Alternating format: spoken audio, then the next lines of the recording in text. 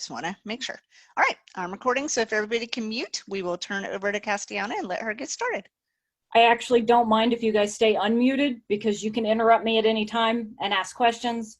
I'm going to start this class the way I always seem to start this class. Tostig, Ivo, I have no idea why you're in my class.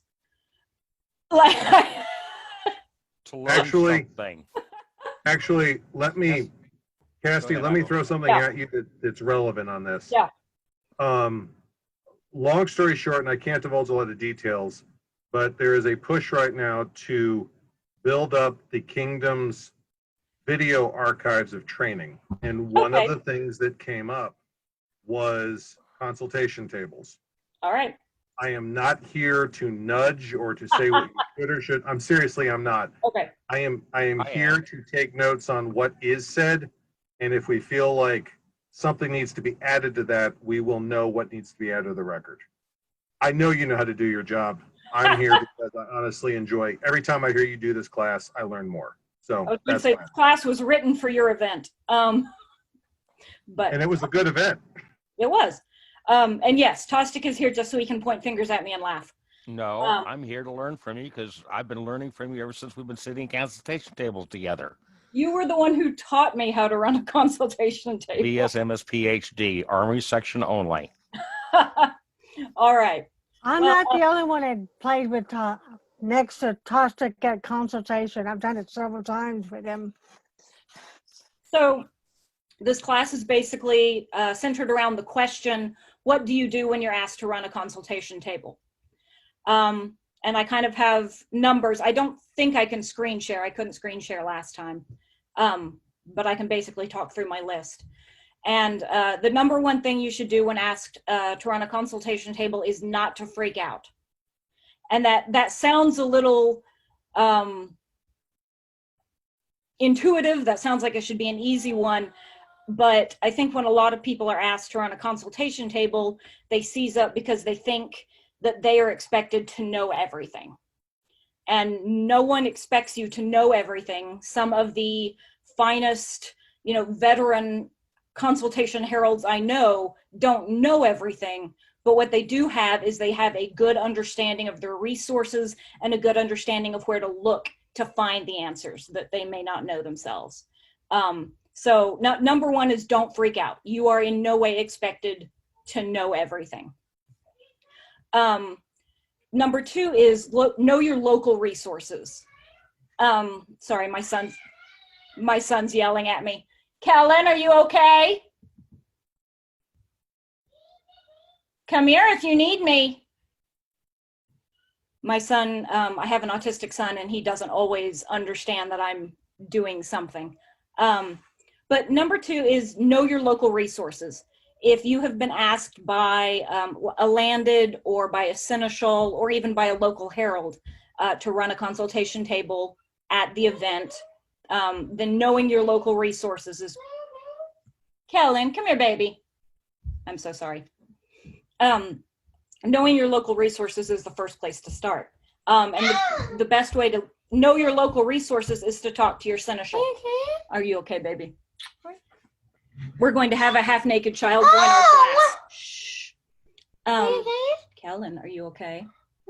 Okay, can you sit on mommy's bed or go back to your room? On mommy's bed or back to your room? Okay, go back to your room. The local seneschal will know what resources you have available to you. Go, baby. Are you okay?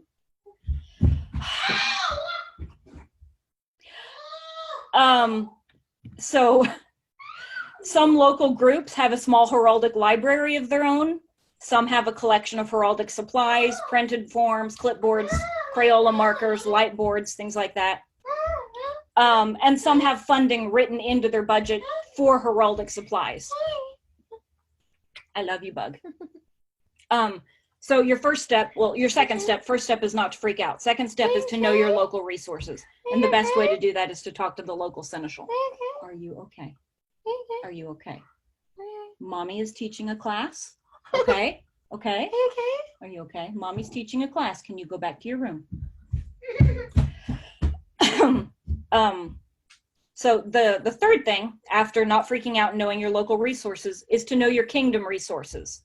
And I have a long list of websites, which unfortunately I can't visually share with you. So if you have something to write down these websites, I can read them off to you. Or if you want to drop your email in the chat, I'm sure I can get that from Kat after the class is over, and I can email you my notes from this class.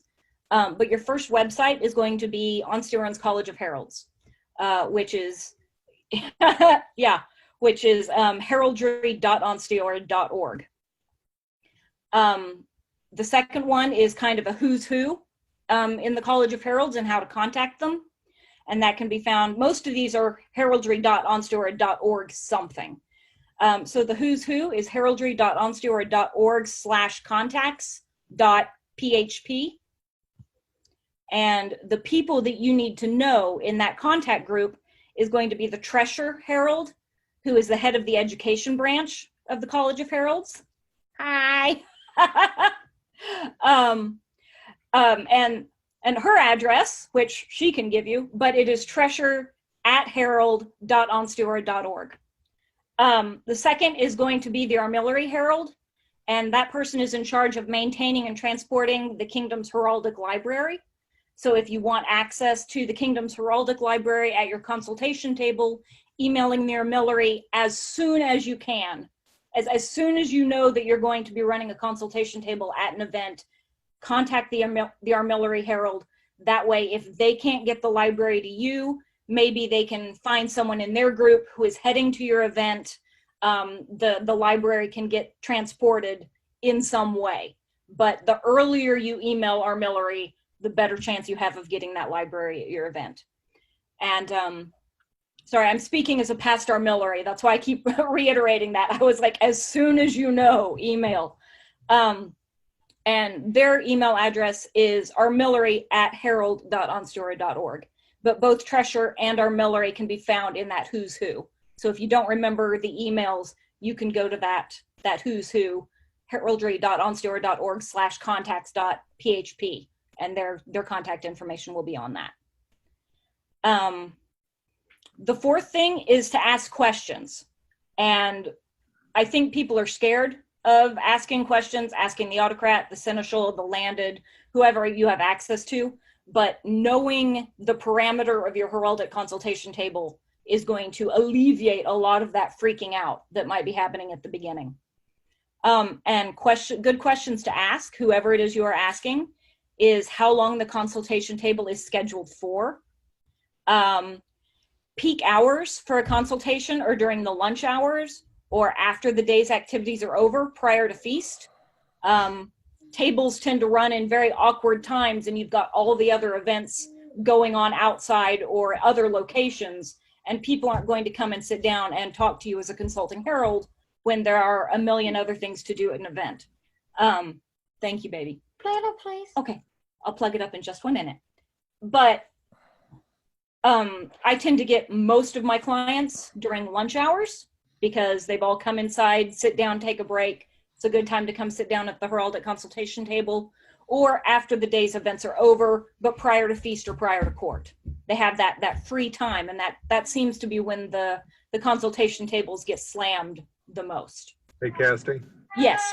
can I throw something in for the benefit of anyone watching and any video afterward? If anyone thinks planning in one of these things is any different than dealing with a kid constantly ducking into the camera view, you're in for a rude awakening.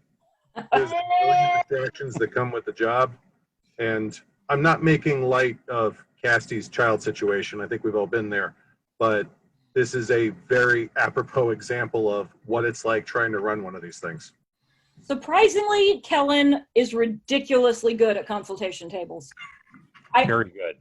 Every other activity I try to do, he will throw a fit, but I can sit him down behind a heraldic consultation table and give him a snack and give him something to watch. And aren't you, Kellen? He's like, I don't know what you're talking about. The second question, good question to ask, is where will the consultation table be located? A lot of times, especially at events that have classrooms set off, they'll assign a room for the heraldic consultation table, and I get almost no business If it's off in a corner or if it's in its own room, you get very little foot traffic. However, if there is a main hall or a main socialization area, a consultation table can be set up against a wall in that area. And that, I mean, if you're visible and you get a lot of foot traffic through that area, you're more likely to get clients at your consultation table. One of the best examples is Steps Warlord, which is my favorite consultation table. And we are set up right there against a wall in that main hall. So everyone can see us, everyone passes by us at some point. They know where we are, we're visible. Third question is what amenities are available? At minimum, you will need a table and 2 chairs. And that is a table to set up your research material or your laptop, 1 chair for you, and 1 chair for a client, even if you can only do 1 client at a time. A consultation table doesn't have to be 5 tables with tablecloths and books and articles strung out across the table. Those are my favorite, but I have done consultation tables where it's me in a corner with a client and my computer. So, I mean, at minimum, that's what you need. Obviously, if you have more than 1 herald assisting you, chairs appropriate for a number of heralds and number of clients you can take on at a time.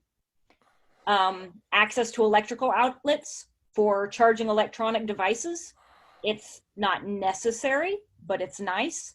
If I'm running a table just with my laptop, being able to plug it in or plug my phone in, a lot of times I'll pull something up on my phone, pull research up on my phone. So having access to charging my phone is always a good amenity to have, but it's a good question to ask, even if they tell you that you won't have access. At least that's something you know. You won't get surprised with it. You expect to have electrical outlets available. You get there and you don't. So have that be one of the questions you ask when you're asking about amenities. And then the third kind of goes off of that is, will you have internet access or not? Again, it's not required, but if you don't have access to physical copies of the books and physical copies of the articles, most of that stuff can be brought up online. So if you have internet access that you can connect to, then you have a lot of those resources at your fingertips. And of course, if you come up with more questions, ask more questions. You can never ask enough questions about what resources or amenities you will have available for your table. Personally, I have severe anxiety. And so the more questions I can ask about what I'm going to have available to me or what I'm not going to have available alleviates a lot of that panic when I get there. So the more you know about the area you'll have, the times you'll have, the amenities you'll have, the better you will feel about it, with or without anxiety. So the next thing is what you will need or for a consultation table, kind of a packing list. The number one, I will repeat it a number of times throughout this class. The number one thing you need to pack for a consultation table is your best customer service skills. Because outside of anything else, being a consulting herald is a customer service job. You are, in essence, a purveyor of information, and you are working with a client. And so keeping that relationship positive, keeping communication flowing freely, smiling, these really are the best things that you can bring to your consultation table, because no one wants a tense interaction between the herald and the client. And you get enough of that anyway. You're always going to have the clients who want you to do more than is required of you, or want something that you can't document. So you're always going to get those tense nerves at a consultation table. So being at your best, smiling, being helpful. I can't state that enough. This is a customer.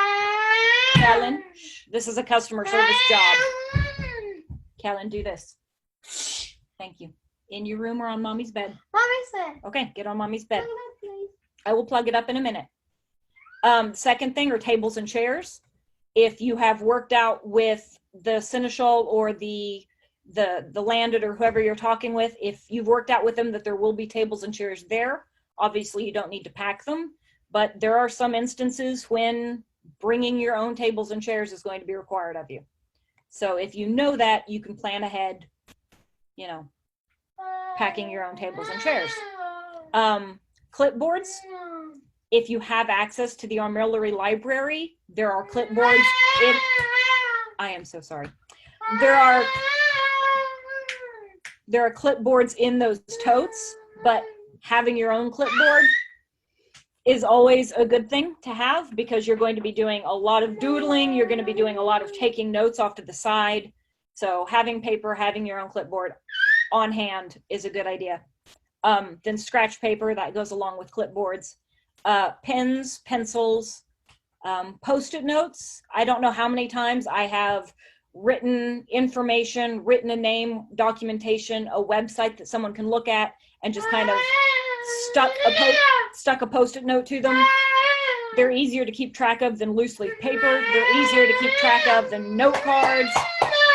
I apologize profusely for the loud shrieking howler monkey behind me. But yeah, you can write it on a Post-it note, and then they can stick it to whatever they have, and it has a better chance of actually making it home and being found when they unpack from an event. Your laptop or tablet, if applicable. Blank name, device, and badge forms. Sometimes the local group will have copies of those. Sometimes there will be blank copies in the armillary library. Please do not rely on either of these two. Print your own forms, bring them to the event, because nothing is worse than getting to an event and turning behind you to get what you assume is going to be a box full of forms, and there not being forms there. So just as a blanket rule, print your own forms before you leave the house, bring them with you. It will make you feel better.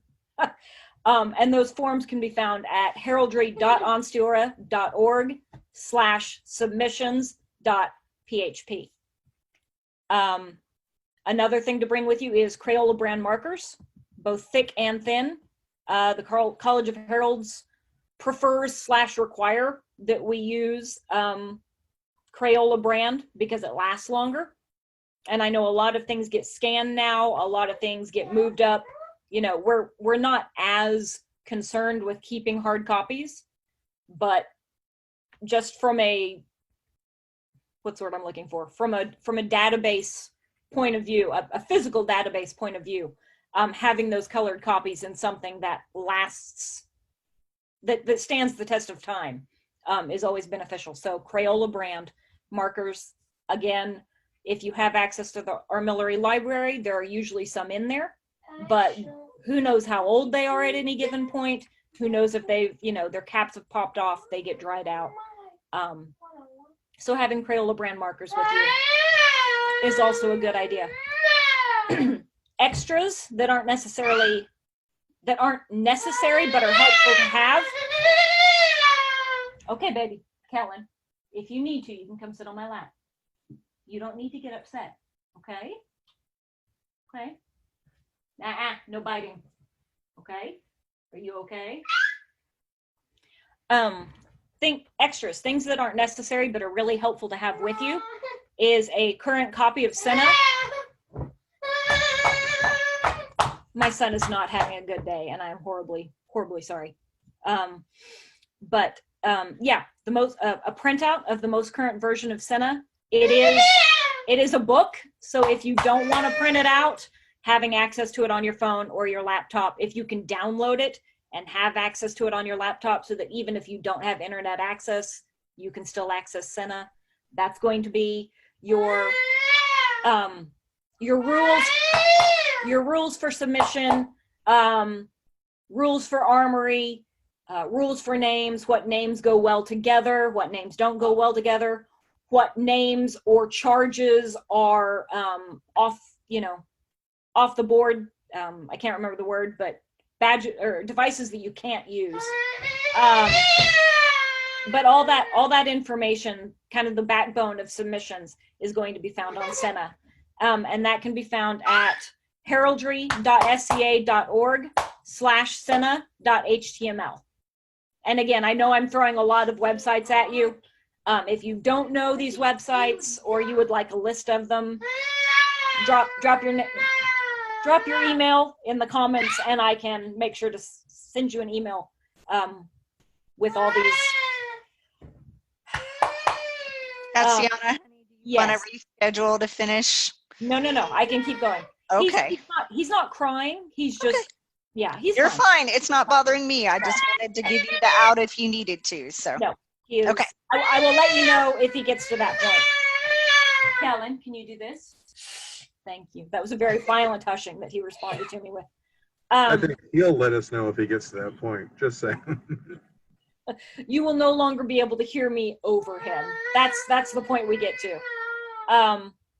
And then the last thing to pack second to last thing to pack are candy and snacks. I actually learned this from Tostig. He always has chocolates or nuts on the table. And it sounds like a strange thing to bring to a consultation table. But this is my little side note. Registering names, devices, badges can be very, very personal and very stressful for some people. So having a way to kind of diffuse that stress, tempers flare, and having a snack, something salty and something sweet, can usually take the edge off of tempers flaring. And that can go both ways. That can go to your client and that can go to you. I will be completely honest. I have picked a piece of chocolate off the table and shoved it in my mouth just so I didn't curse at my client. Because it happens. That, again, this is customer service. You will have clients that, you know, stomp their foot and say, I want this name or I want this device, and there's nothing you can do for them. My favorite example is someone who came to me and asked for me to bend over backwards to document their first name spelled backwards. I couldn't do anything for them, but they insisted that I could. And really, having chocolate to shove in your mouth or to shove in their mouth during these situations is a great thing. So bringing snacks to your table on my list is a must. Having something at that table. And then the last thing, food or drink for yourself. You have committed yourself to be at a table for a certain duration of time. If you have someone to run and get you food and drink, that's great, but it's best to have something packed and prepared for yourself, because if you're sitting at a table by yourself, you may not have the opportunity to get up and go stand in a lunch line or to go get food somewhere. So packing that is always a good idea. The next section is, this pertains to if you have the Armillary Library with you, and that is simply knowing your way around the Armillary Library. Things that the Armillary Library includes are name articles from the SEA College of Heralds. We have those I say we, it will always be my baby. Those articles are printed off. They're in color-coded folders. So if you have those, if you want to look for something, a name on the British Isles, you can go to the green folders. If you want Western Europe, the red folders, Eastern Europe, the yellow folders, etc. But we have a lot of those name articles printed, physical copies in colored folders in the Armillary Library. Or Blue France. Yeah, no, France is with the red. It's Western Europe.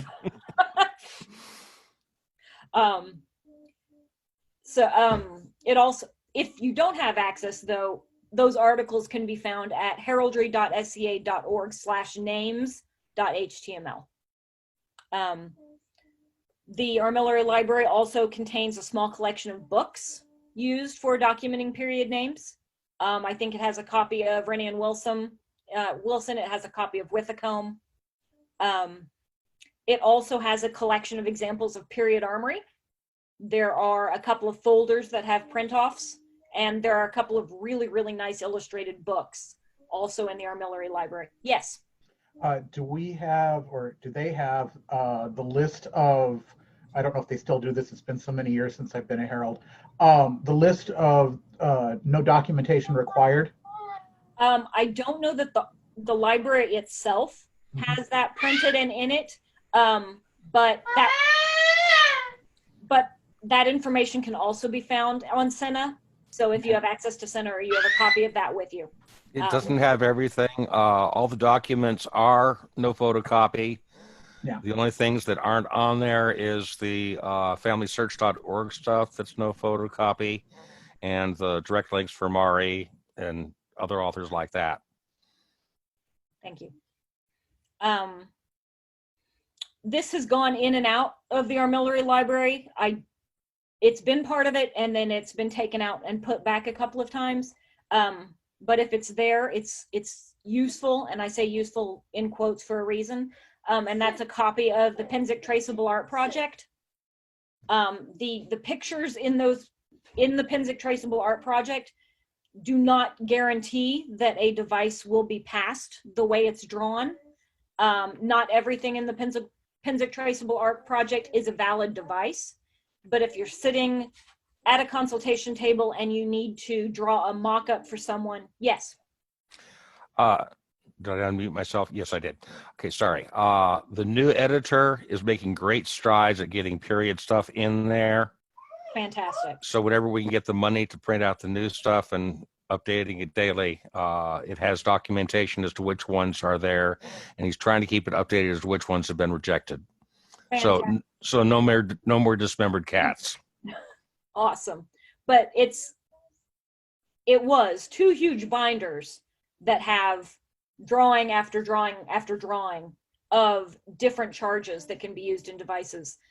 So if you've got a piece of paper, you can situate it over this and trace out the different charges and align them so that you give the customer a general idea of what it will look like, or they can give you a general idea of what they're wanting. But it's a fantastic source, even if you don't use it, just to have different images for people to look through. But I think it's awesome that they're working on making that more usable. It also has a set of Crayola markers, clipboards, and green table covers. Those are just kind of the last 3 things. But that's finding your way around the Armillary Library if you have access to that for your consultation table. And I highly recommend that you at least try to get access to that for if you're running a table, which, as I said earlier, as soon as you've agreed to run that table, email Armillary, see if you can't work something out to get that library down to you or up to you for the event. And then I have a section on helpful online resources. So this is basically going to be me giving you a name and then a website. But the SCA College of Arms and Heraldic Consultation, or SCA College of Arms, their Heraldic Consultation section, which is heraldry.sca.org/heraldic_consultation.html. There is a College of Heralds education page, which has a lot of good resources. I say a lot of good resources, which is the good resource, which is heraldry.onstera.org/education.php. There is the Onstera College of Heralds resource page, which is the same beginning /resources.php. There is the Academy of St. Gabriel. A lot of the Academy of St. Gabriel articles not link up, but are the same as the SCA articles, but not always. It does have a search tool in it where the Onstera articles do not, or that the SCA articles do not. So it is https://www.s-gabriel.org. I find that I bring that one up on my phone the most at a Heraldic consultation table, because if someone gives me a specific name with a specific spelling that they want, and they're dead set on that, the first thing I'm going to do is I'm going to punch it into the search bar of the Academy of St. Gabriel, because that's going to give me at least a good idea of whether or not this is a workable name. Not necessarily a viable or a passable name, but it'll give me a place to start. The next one is SCA College of Arms, their rules and regulation, which is heraldry.sca.org/regs at HTML, .html. And then one I like to add is Modar's University. Modar is a Pelican out of Palantir, and he has his own webpage with his own how to run a consultation table on there. I have taken his class, and I've had the privilege of him coming and taking my class. I really respect him, and I think that his website is a good resource as well. And it is www.Modar University, and Modar is MODAR. modaruniversity.org. And then if you're looking specifically for his how to run a consultation table, it is /running-a-consultation-table.pdf. But I do like to add that because I've found it to be a great resource. And again, you can never have too much information or too many theories on how to run a consultation table. I've developed how I run a consultation table, and so that's how I teach. But everyone who teaches how to run a consultation table, anyone who's run a consultation table, is going to have their own practices and theories on how it's done. So having access to someone else's idea of how to run a consultation table is never a bad thing. Next is what your job is versus what your job is not. So as a consulting herald, what your job is to aid and assist customers in developing period names and arms, to direct customers to their local heralds for submissions, and 3, to promote heraldic activity. Those are your jobs as a consulting herald. What your job is not, to do all the work for the customer. We are a consulting service. If you choose to take on a client personally, you exchange contact information, you tell them that you will go home and do further research for them. That's great. I've done it. But you are under no obligation to do all the research necessary to document a customer's name or device. At the end of the day, the burden of proof, as it were, is on the client. You are just a consultant. What your job is not, to make all the necessary photocopies. I've been asked, to which I want to turn around and look at the wall behind me. Where am I going to make photocopies from? Again, getting all that paperwork copied and submitted is the duty of the client, not yours. Mailing off all the paperwork. What your job is not, mailing off all the paperwork. Once all the paperwork has been filled out, the appropriate number of photocopies have been made, the customer will need to take their submission to the local branch herald for submitting. If you are a local branch herald, then that would be your responsibility, but it's under a purview separate from consultation tables. What your job isn't, to take money. Big caps, don't take money. That's caps, bold, larger font, don't take money. Not only is it not your job, but we're not allowed to. So don't say, I'll take that check and I'll hand it off to this person who's right across the room. Anyway, draw a hard line under that. Don't take money. And then I always end with this little blurb. And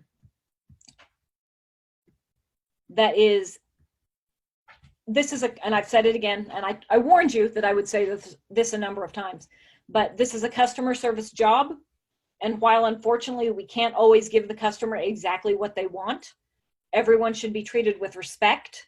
There is a lot of personal identity wrapped up in developing personas, choosing names, and designing heraldry. So please keep all of this in mind when interacting with your clients. And that is my entire list. So if anyone would like to ask questions, I know this usually cuts us off at like 45 minutes, so I'm not sure how much time we have left. But if you want to ask questions or kind of start discussing things. I have a Castellana, pro account, so we can stay on as long as we need to. Castellana, Yes. one thing, if you're at a big event and have a consultation table that's full service, you have to have an exchequer there to take the money because you have a separate receipt to fill out to take the money, because that will be sent separate from the submission forms. I've run consultation 2 years in a row at AHSS, and I found out when they changed over to the forms, you have to have an exchequer on Checker site there. Yeah. So because it's a pain in the ass. I have been to one full service consultation table, and then I haven't seen another one since I've been doing consulting. Go ahead, Tostic. Yeah, you need the principal herald's approval to run a full consultation table. Yes. And like you, I have been at one full consultation table. I detest them. I think it rushes the submitter because I'm always a proponent of the refrigerator test. Try out the name, try out the device, stick it on the refrigerator, use it, and see how often people mispronounce it and whether you still like it.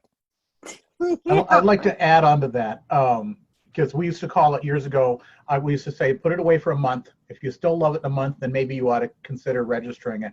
I am the perfect example of that. My first name was actually Simon, and this was back in 1977. So we had a bunch of crude people in the organization who referred to me as Seaman. So I quickly changed the name. Yeah. So yeah, it's definitely worth putting that aside. The same with the device. I totally agree. So, Well, Oh, go ahead. yes. sorry, Castellana, do you want to talk about asking for help besides the standard officers? I wish I had completed my project, and now that I'm in my house all day, every day, I may go back to this project.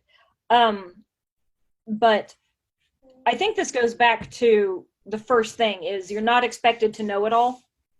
But knowing who in the community has the information that you don't, not necessarily just where to find it online or what book to look in, but knowing the people in your community that you know have the information that you don't. So if a customer asks for something or is looking for a very specific, a specific culture, a specific time period, a specific country, then you know that this person over here is the leading expert on or has, you know, a lot of good experience with this type of consultation. Being able to direct your client to someone else is also a good thing to know. When I sit at consultation tables with Tostig, I'm a name herald predominantly. I can muddle through, you know, these are the rules and this is what is allowed and not allowed in regards to armory. But if someone sits down in front of me and says, I'm looking for a particular, you know, I want help designing my device, I tend to look over and say, Tostig, are you busy? And I look at you and say, is it Spanish? So yes, knowing who in your community has the information that you don't have is a good thing. And unfortunately, I don't know that there is a certain place to learn this. This is something that you develop, you know, as a herald, as a consultation herald. You tend to just start to gain this repertoire of people in your mind of who you can send clients to with specific questions. That's one of the projects I've been trying to get started as treasurer, is to get a database of people for teaching, for consultation, whatever, because it would make it helpful for all the heralds in the kingdom. And that's one of the things I still want to get done, is to get a database going. I would love to, and I'm more than willing to help you with that. If there's anything I can do to help you with that, Yes. because that was my exact project when I was treasurer, and I never finished it. So Yeah, it's it really needs to be probably a done. good idea. Yeah. Yeah. If you could add on to that specialty areas, Mhm. because it'd be really nice. Yeah. My specialty area years ago was always Romance languages in particular, or Germanic languages. Those were my specialties, and I still carry a lot of that knowledge. I'm obviously more of a name herald. I can do armory, but I'm out of practice. I have not been active in the heralds for over 15 years, since before I moved back to Onstiora. So to me, I'm just trying to catch back up and relearn and learn new, obviously, since the changes. But yeah, it'd be really nice to know what a person's specialty area is, so that way oh, I can ask them. So if you get this developed. Yeah. That's really one of the things I want done, is so that we can make it better, the job we do to help consult with our submitters, so we can touch people and say, hey, I don't know about this. Hey, I know that you are. It's like Arabic names for John the musician. Mhm. Yeah. I had a go for it. The guy came in and he wanted John the musician in Arabic. And I'd worked for an Arab American oil company for 10 years and never saw a musician.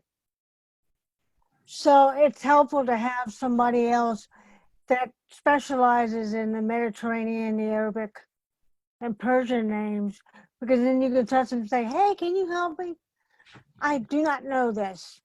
And that is, like I said, that's one of the things I want to get done before I leave the office, is to get a database going.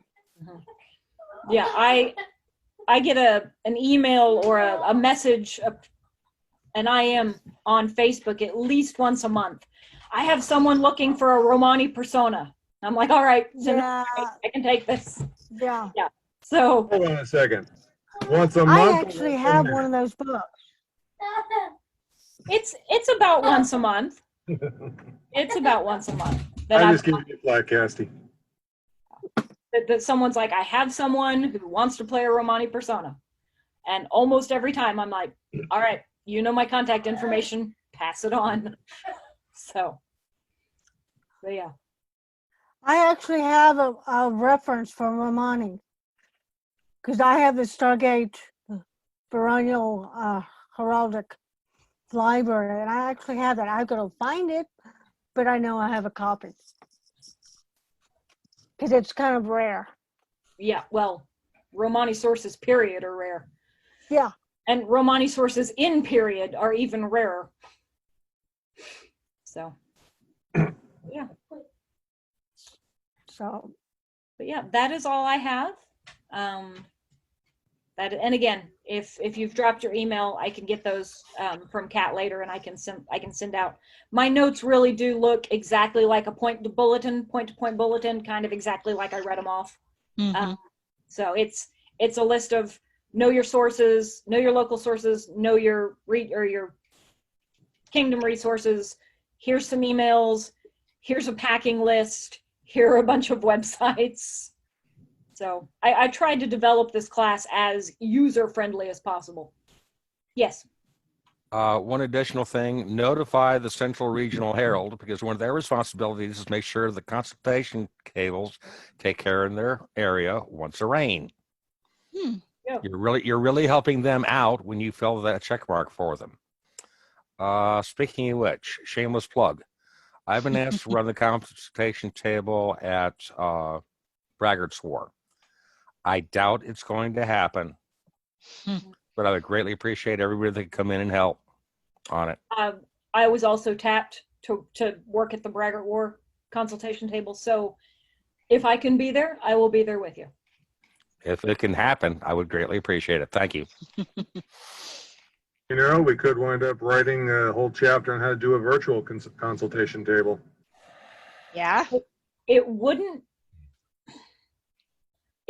be that hard to do if you have the professional Zoom, the pro Zoom. Yep. Because you can create chat rooms Yep. off of the main one. So if we wanted to run a virtual consultation table, we could have a group of consulting heralds sitting like we are here. And then when a client pops on, a consulting table can take them off into a chat room. Actually, Casty, is there anything else substantive you wanted to cover? Nope, that is my entire list. Because I want to take advantage of the conversation. Kat, could you stop recording? If Yeah. that's all right? Sure. Give me just a second. Thank you very much for teaching. Okay. Yes, thank you. I Thank actually you. did pick up a few things.